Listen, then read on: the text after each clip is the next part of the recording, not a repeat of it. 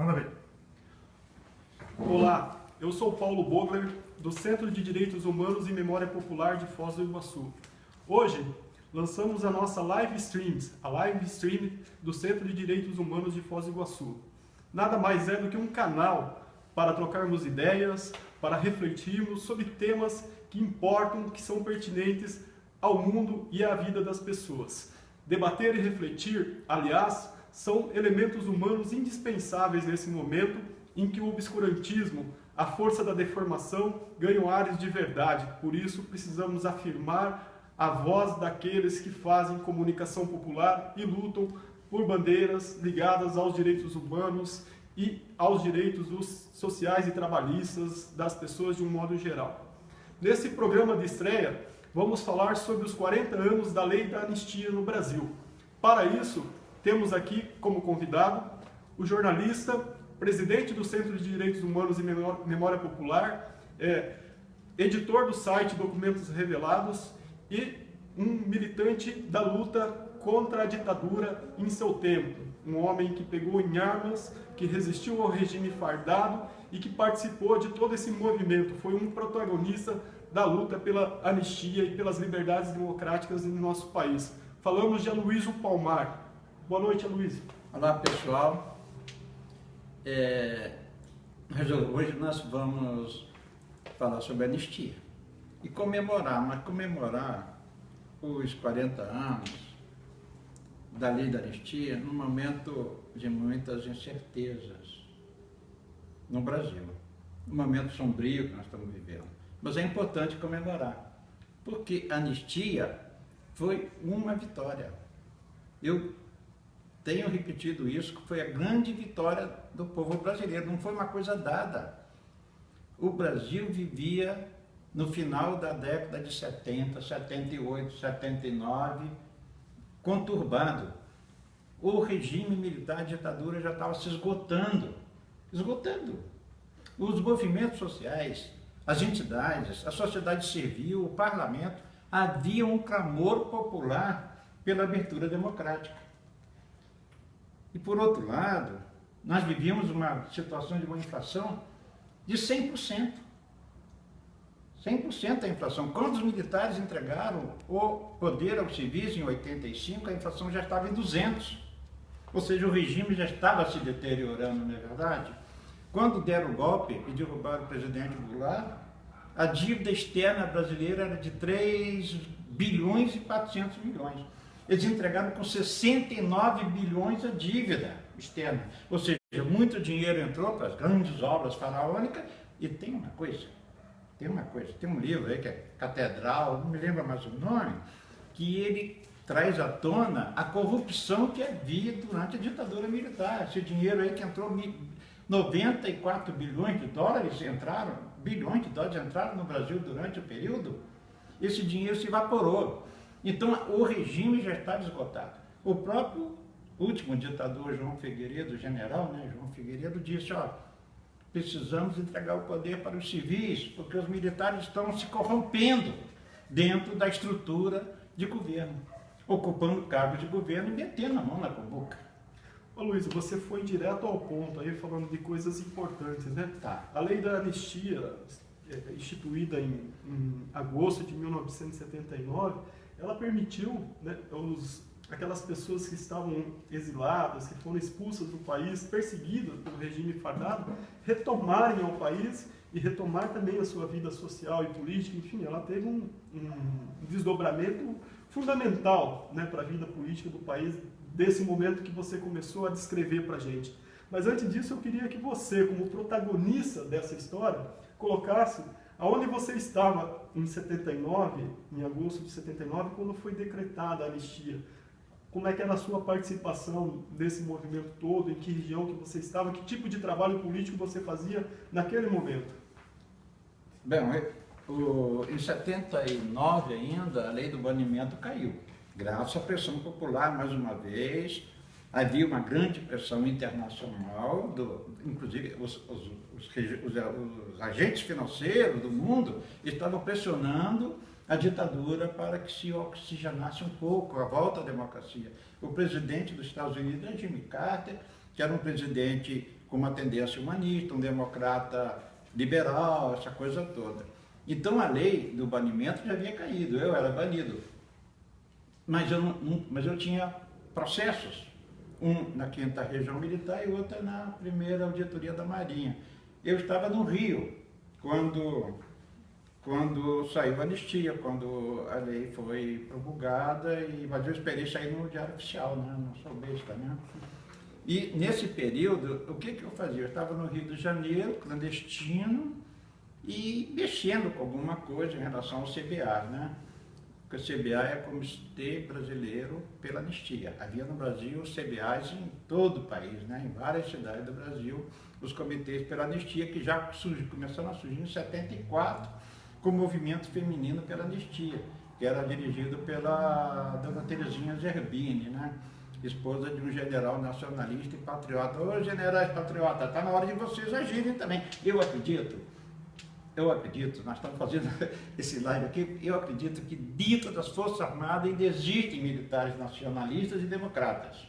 E é preciso que os militares nacionalistas e democratas dentro das Forças Armadas tomem uma decisão para que o Brasil não continue indo para esse abismo que está indo atualmente, né? Naquela época havia. Há de haver hoje também. Eu né? acredito que sim. Quando saiu a promulgação no Diário Oficial da Lei da Anistia, qual foi a tua reação? Que mundo que se descortinou à sua frente, Luiz? Bom, assim que saiu a promulgação da Lei de Anistia, né? Eu vim à tona, eu apareci. E aí Você era clandestino. mas aí os companheiros do Rio me levaram para dar uma entrevista num lugar onde foi um repórter da Veja, né? E eu pedi para não ser na redação, um local que eu escolhi, né? Porque, apesar de que a anistia já havia sido promulgada e publicada, eu ainda estava inseguro, né? Nunca se sabe, né? Então eu fiz isso e depois fiz uma outra reportagem em frente à Assembleia Legislativa do Rio, perto da Estrada do Tiradentes ali. Daí eu sumi de novo, só reapareci quando veio um alvará de anistiado da Marinha, que eu tive esse alvará. Com esse alvará eu pude transitar mais livremente entre os movimentos, entre as coisas, até voltar para Foz do Iguaçu. Retomou a vida normal a partir daí ou ainda continuavam as perseguições e os seus cuidados pessoais naquele tempo? Não, durante algum tempo, ainda durante o início de 79, agosto, setembro, até, eu tive alguns cuidados, mas poucos cuidados, porque eu já vim para Foz do Iguaçu. Eu vim para Foz do Iguaçu pelo seguinte, que o meu chão é Rio, né? Eu sou de lá, né? Mas minha mulher é daqui, de Foz do Iguaçu. Aí eu telefonei para ela do Orelhão lá, né? Vem para cá, para o Rio, porque é aqui que nós vamos mudar esse país, é aqui que nós vamos construir um Brasil livre, democrático, humano, nacional, né? É aqui no Rio. E não aí em Foz do Iguaçu, aí é o fim do mundo. Aí ela me colocou contra as paredes. As mulheres têm esse poder, né? Então, você escolhe entre sua família ou sua revolução. Eu vim para cá, fui tirar a carteira de identidade, mas aí na delegacia puxaram minha ficha e veio uma ficha quilométrica lá e o cara ainda falou, não, você não pode receber, que não sei o que tem mandado de prisão. Assim, mandado de prisão na obra, eu sou anistiado, né? Então até veio o delegado, conversou comigo, e autorizou lá, que telefonou, não sei para quem, né? Aí autorizaram me dar uma carteira de identidade. Aí eu, com carteira de identidade, já fui ter vida normal, né? Luiz, a anistia teve seu ápice aí em agosto de 1979, quando ela foi promulgada, mas esse movimento por reparação de parte do arbítrio cometido pela ditadura começa já em 64 com os primeiros mandatos cassados, né? Aí já se começa a mobilização, de certa forma, o germe aí do que foi a campanha da anistia.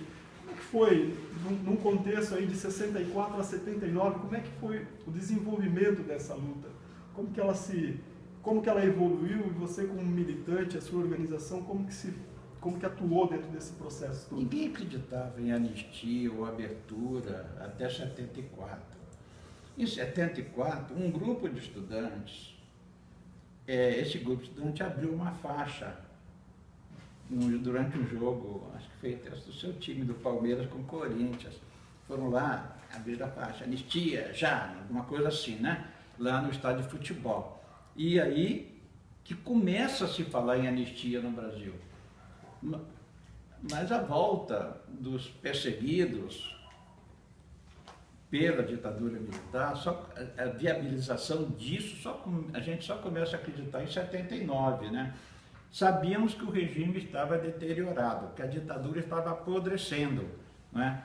Apodrecendo. Aí vem a anistia. Mas acontece, é importante a gente ressaltar isso, porque o tempo vai correndo, essa anistia de mão dupla, que anistiou, revogou as condenações, as cassações, a suspensão de direito político de milhares de brasileiros, mas, por outro lado, anistiou, perdoou os criminosos de guerra, de uma guerra suja.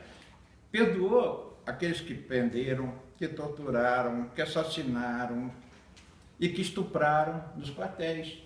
Esses foram perdoados.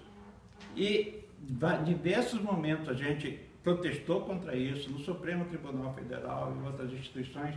Você deve estar lembrado do Eros Grau, quando disse que houve um grande acordo, que a anistia é fruto de um grande acordo.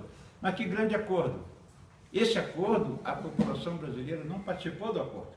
Se houve acordo, foi entre Tancredo Neves para viabilizar a eleição dele pelo colégio eleitoral, não é?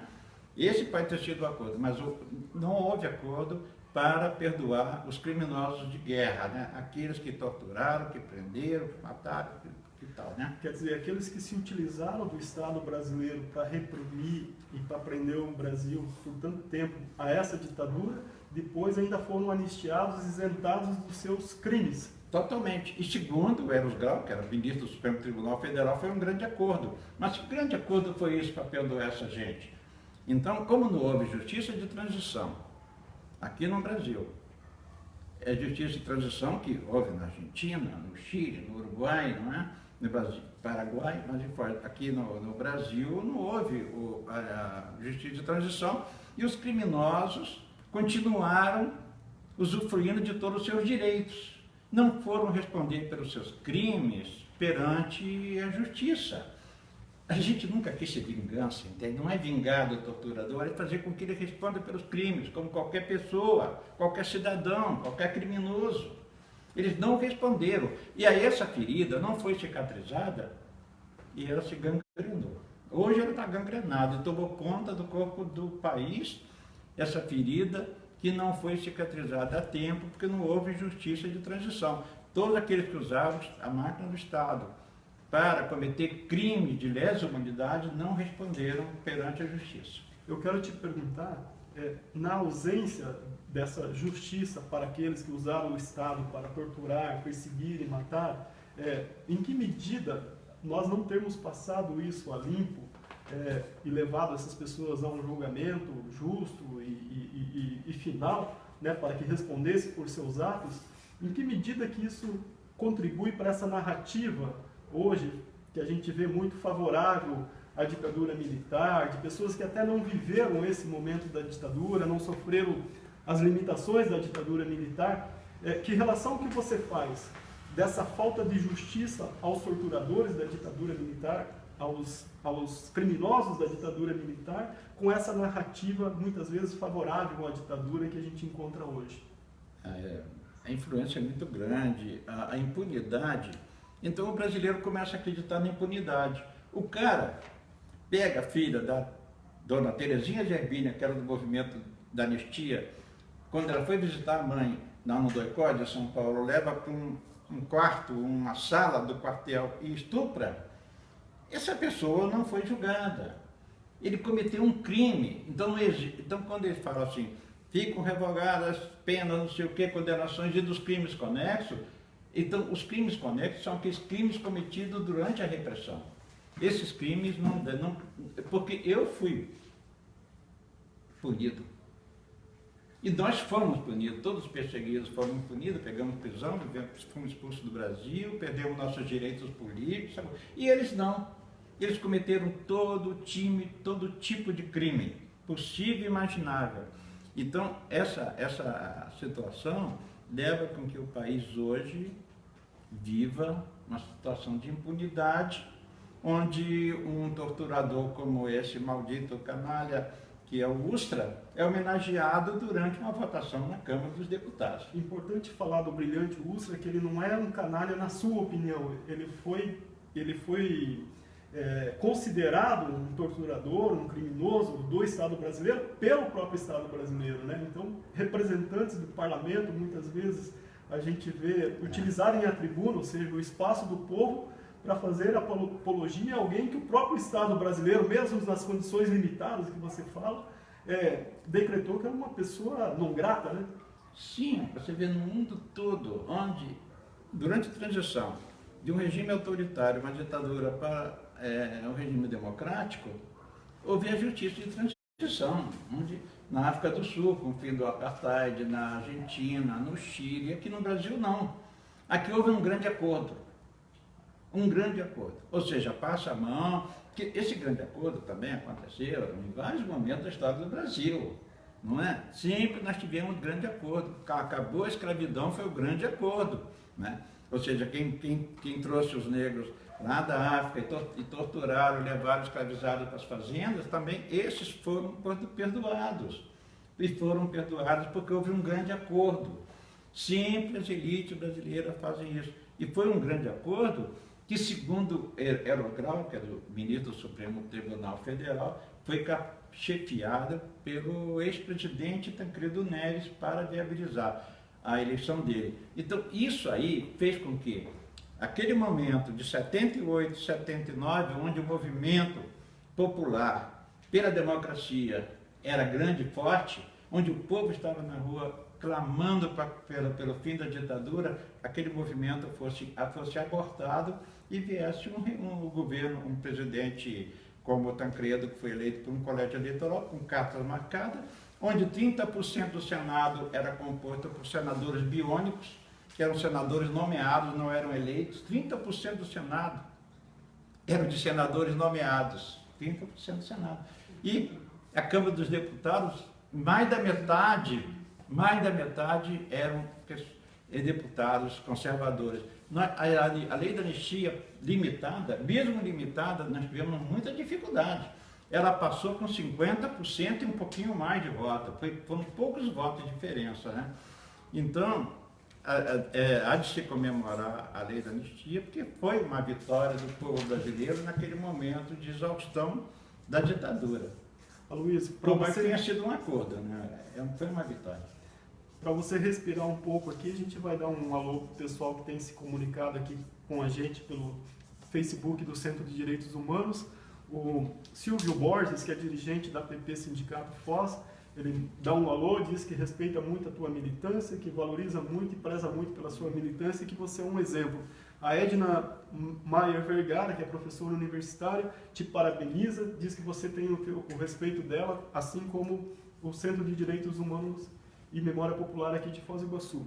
Com um alô aqui para a Edna, eu gostaria de fazer uma relação com a luta das mulheres dentro desse processo pela democratização, pela anistia. 1974 foi um momento importante, né? E um momento em que as mulheres ganharam as ruas pela anistia, pelas liberdades democráticas e que marca o feminismo no Brasil também, né, Luiz? Você vê, o general Ernesto Geisel é tido como aquele que começou com a abertura. Quem fala muito disso é o Gaspari, né? Hélio Gaspari, jornalista Hélio Gaspari. Na verdade, em 74, com Geisel, a distensão começa porque a pressão era forte. Havia a denúncia internacional das mortes, tipo o jornalista Herzog, não é? Vladimir Herzog, as denúncias... Assassinado no DOPS. No DOPS. Essas denúncias de tortura circulavam e de mortes nos quartéis circulavam pelo mundo, não é? E ao mesmo tempo a caristia, havia uma inflação alta e o movimento popular contra a caristia começou com as mulheres. Foram as mulheres que começaram com o movimento das panelas vazias, movimento contra a caristia, aquela coisa toda apoiada pelo clero progressista. Já em seguida começa o movimento feminista pela anistia, né? A Terezinha Zerbini, outras mulheres, e as mulheres tomaram a frente. Foram as mulheres que começaram a luta no sufoco da ditadura, não é? 74, são as mulheres que começam as lutas tanto contra a caristia como pela liberdade, pela democracia e anistia aos perseguidos políticos.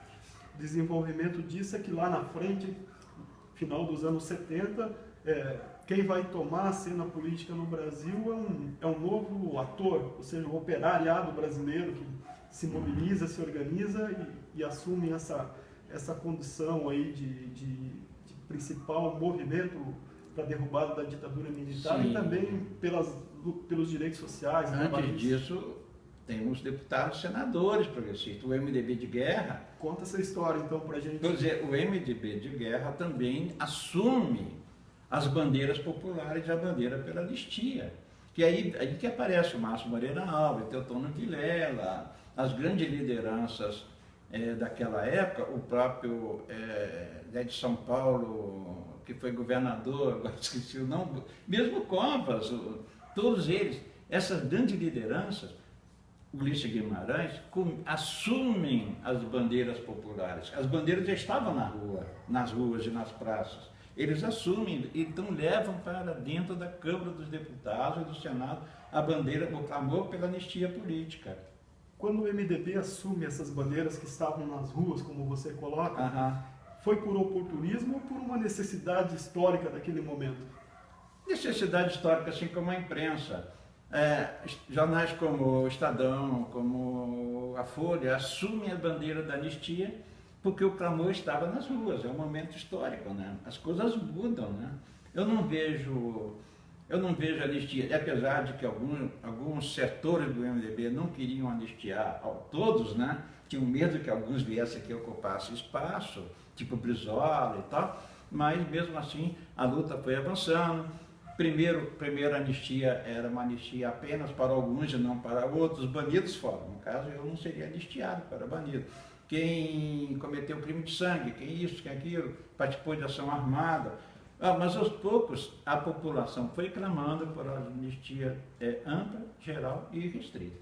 O nome que fugiu à cabeça antes era o Orestes Quercia? Não, Covas. E depois ajudou a fundar o PSDB. O PSDB, uma liderança progressista também, não é? Ô Luiz, tem um alô aqui do Cláudio Siqueira, designer e militante aí do Centro de Direitos Humanos. Ele disse que está tendo uma verdadeira aula aí com as suas explanações, ele disse que está sendo muito produtivo e manda um abraço e um alô e parabeniza a iniciativa aí do Centro de Direitos Humanos e Memória Popular. A lei da anistia. Brizola desembarca no Brasil. Quem recebeu o Brizola quando ele retorna aí do exílio? Brizola retorna em setembro, né?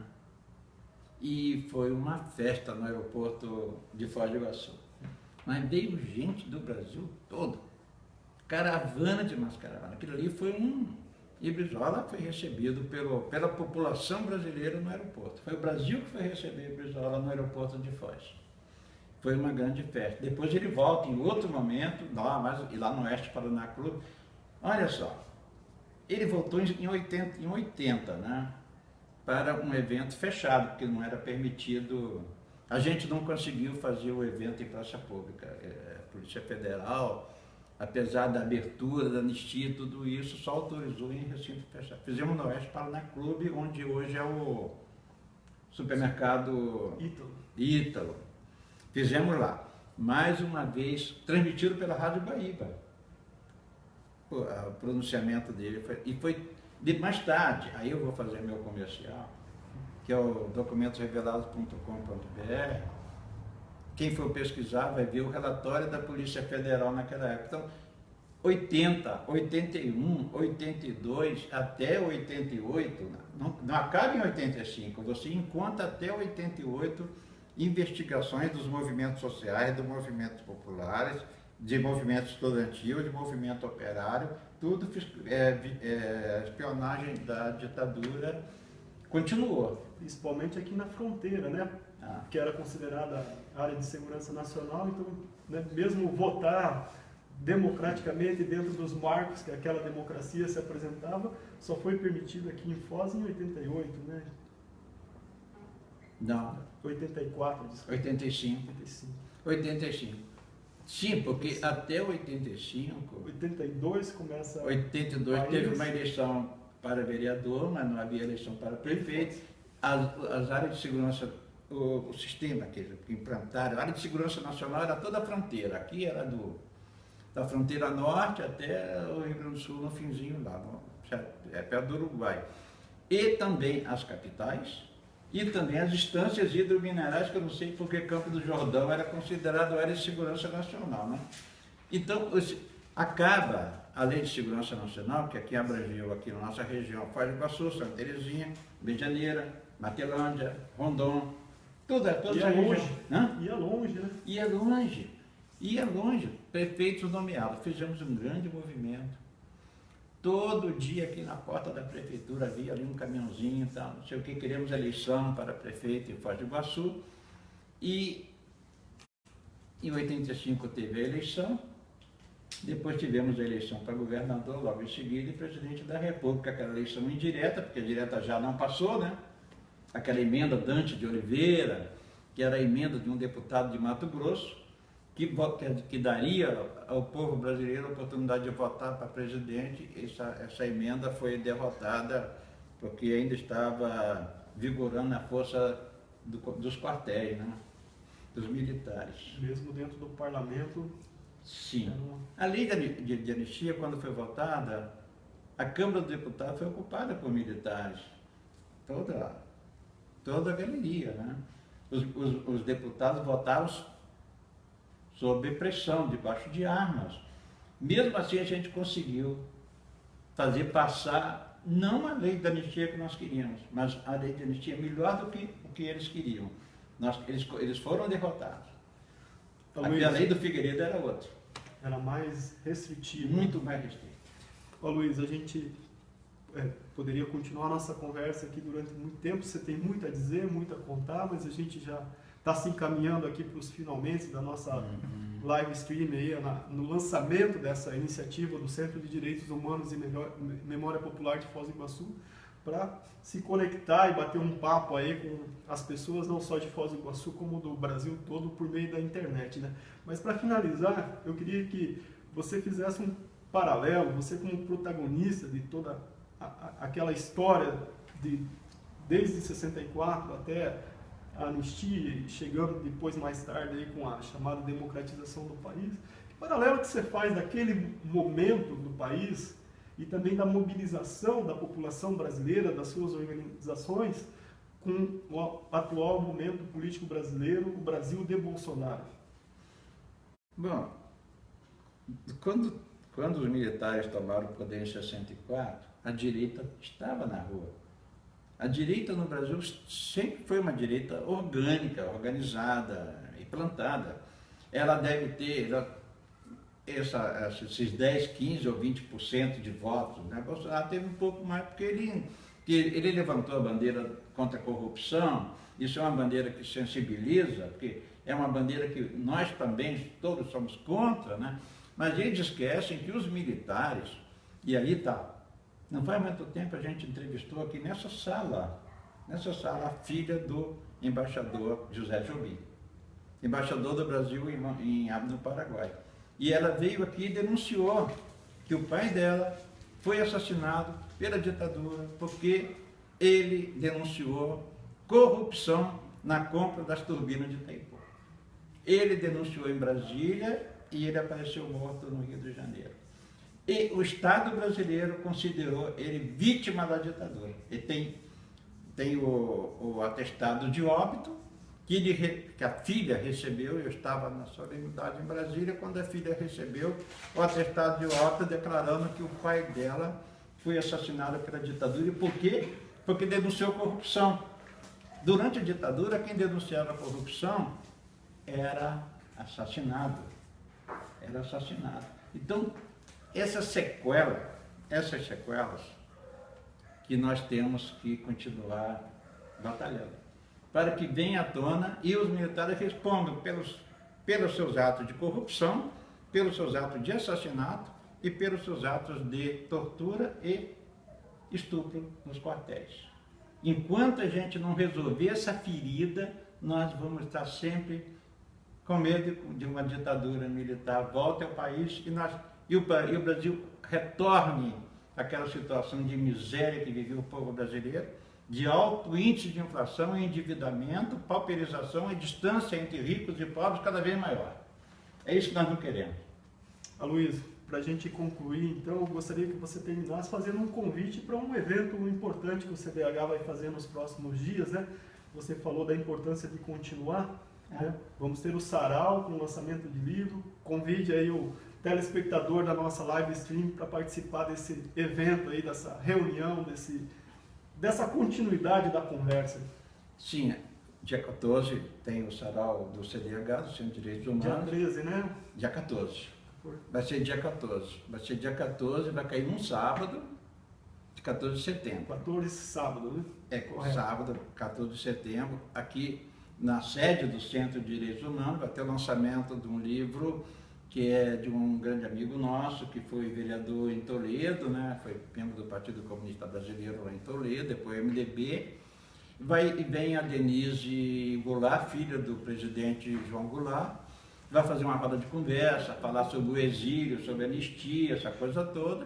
Vai ter o pastel de sempre, vai ter o churrasquinho, vai ter o espeto, música, e conversa, e poesia. É sarau, né? É festa, né? É um momento de conversa, de bate-papo. E de aquela velha história, todo mundo segura a mão de todo mundo aqui, né? É um momento de resistência, né? Contra essa situação que estamos vivendo nos dias de hoje, né? É preciso resistir e todo espaço é espaço útil para resistir. Tudo que se faz é importante. A ditadura foi derrubada assim, de pouquinho em pouquinho. Então, cada um fazia aquilo que podia. Era o padre lá na igreja, na missa, era o pastor da igreja batista lá, apoiando Apolônio de Carvalho, eram as donas de casa contra a caristia, eram os estudantes, eram os operários lá no ABC. Isso era imprensa, alternativa ou não, isso que derrubou a ditadura. Era o deputado lá no Congresso fazendo seu pronunciamento. Essas coisas aqui, isso é resistência, tudo é resistência. Ok, Aloysio, muito obrigado. Eu que agradeço. A gente agradece os nossos telespectadores aí que acompanharam pela live stream do Facebook, do Centro de Direitos Humanos e Memória Popular. Essa é uma ideia, uma proposta que a gente lança hoje, mas deve continuar com outros temas, com outros convidados, mas sempre estabelecendo essa comunicação, esse contato para somar volume, somar ideias, somar força para aquilo que o Aloysio referendou aqui, que é a necessidade de resistência, a necessidade de continuarmos lutando por uma sociedade mais justa e democrática. Eu acho que no dia 14 dá para fazer aqui no Sarau esse tipo de transmissão para o Facebook, né? Fica a dica então, poderemos ter transmissão aqui dentro do Sarau do CDH, uma transmissão com novos convidados, com novos temas, com novos debates. Aí a gente agradece muito e fica por aqui. Até a próxima live stream do Centro de Direitos Humanos.